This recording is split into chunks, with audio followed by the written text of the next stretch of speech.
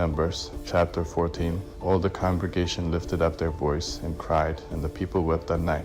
All the children of Israel murmured against Moses and against Aaron. The whole congregation said to them, We wish that we had died in the land of Egypt, or that we had died in this wilderness. Why does Yahweh bring us to this land to fall by the sword? Our wives and our little ones would be captured or killed. Wouldn't it be better for us to return into Egypt? They said to one another, Let's choose a leader, and let's return into Egypt. Then Moses and Aaron fell on their faces before all the assembly of the congregation of the children of Israel. Joshua the son of Nun and Caleb the son of Jephunneh, who were of those who spied out the land, tore their clothes. They spoke to all the congregation of the children of Israel, saying, The land which we passed through to spy it out is an exceedingly good land. If Yahweh delights in us, then he will bring us into this land and give it to us, a land which flows with milk and honey. Only don't rebel against Yahweh, neither fear the people of the land, for they are bread for us. Their defense is removed from over them, and Yahweh is with us. Don't fear them. But all the congregation threatened to stone them with stones. Yahweh's glory appeared in the tent of meeting to all the children of Israel. Yahweh said to Moses, How long will this people despise me? How long will they not believe in me, for all the signs which I have worked among them? I will strike them with the pestilence and disinherit them, and will make of you a nation greater and mightier than they. Moses said to Yahweh, Then the Egyptians will hear it, for you brought up this people in your might from among them. They will tell it to the inhabitants of this land. They have heard that you, Yahweh, are among this people, for you, Yahweh, are seen face to face, and your cloud stands over them, and you go before them in a pillar of cloud by day, and in a pillar of fire by night.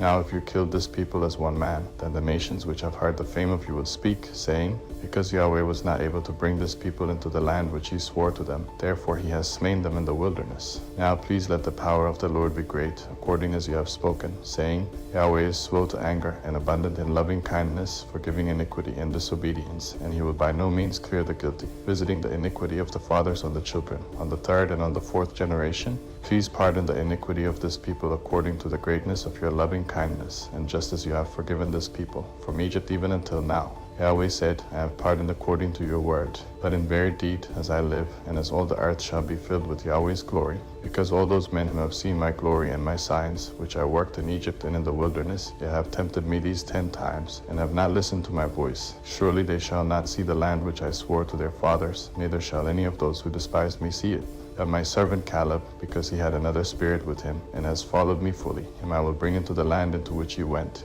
His offspring shall possess it. Since the Amalekite and the Canaanite dwell in the valley, tomorrow turn and go into the wilderness by the way to the Red Sea. Yahweh spoke to Moses and to Aaron, saying, How long shall I bear with this evil congregation that complain against me? I have heard the complaints of the children of Israel, which they complain against me. Tell them, as I live, says Yahweh, surely as you have spoken in my ears, so I will do to you. Your dead bodies shall fall in this wilderness, and all who are counted of you, according to your whole number, from 20 years old and upward, who have complained against me, surely you shall not come into the land concerning which I swore that I would make you dwell therein, except Caleb the son of Jephunneh, and Joshua the son of Nun.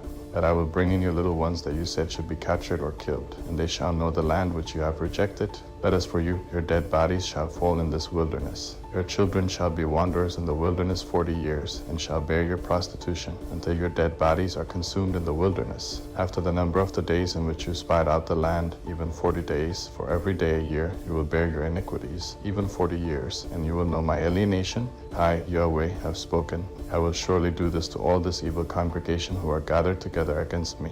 In this wilderness they shall be consumed, and there they shall die. The men whom Moses sent to spy out the land, who returned and made all the congregation to murmur against him by bringing up an evil report against the land, even those men who brought up an evil report of the land, died by the plague before Yahweh. But Joshua the son of Nun and Caleb the son of Jephunneh remained alive of those men who went to spy out the land. Moses told these words to all the children of Israel, and the people mourned greatly. They rose up early in the morning and went up to the top of the mountain, saying, Behold, we are here, and will go up to the place which Yahweh has promised, for we have sinned. Moses said, Why now do you disobey the commandment of Yahweh, since it shall not prosper? Don't go up, for Yahweh isn't among you. That way you won't be struck down before your enemies. For there the Amalekite and the Canaanite are before you, and you will fall by the sword because you turned back from following Yahweh. Therefore Yahweh will not be with you, that they presumed to go up to the top of the mountain. Nevertheless, the ark of Yahweh's covenant and Moses didn't depart out of the camp.